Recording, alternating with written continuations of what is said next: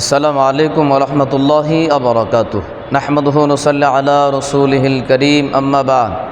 প্রিয় দিনদার ভাই বোনেরা, এক ভাই প্রশ্ন করেছেন, হযরত নামের শুরুতে চৌধুরী, সরকার এই জাতীয় উপাধি লাগানো যাবে কিনা? তাছাড়া আমাদের দেশে হিন্দুরা এই ধরনের উপাধি লাগিয়ে থাকে। আমার জানার বিষয় হলো, যেহেতু হিন্দুরা নামের শুরুতে এই ধরনের উপাধি লাগিয়ে থাকে, মুসলমানরা নামের শুরুতে এই ধরনের উপাধি লাগাতে পারবে কিনা জানালে উপকৃত হব। প্রিয় ভাই বোন, এই প্রশ্নের উত্তর হলো, চৌধুরী, সরকার এই জাতীয় উপাধি এগুলো মূলত বংশ পরিচয়ের জন্য লাগানো হয়।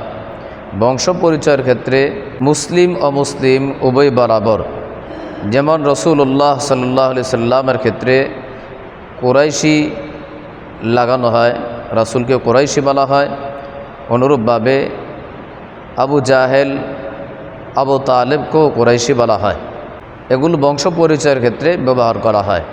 সুতরাং মুসলিম এবং অমুসলিম উভয়ের ক্ষেত্রে বংশ পরিচয়ের যে শব্দ সরকার, চৌধুরী এই জাতীয় শব্দ ব্যবহার করা যেতে পারে। তবে হ্যাঁ, জাতীয় বংশ পরিচয়ের উপাধিকে অহংকারের বস্তু বানানো যাবে না।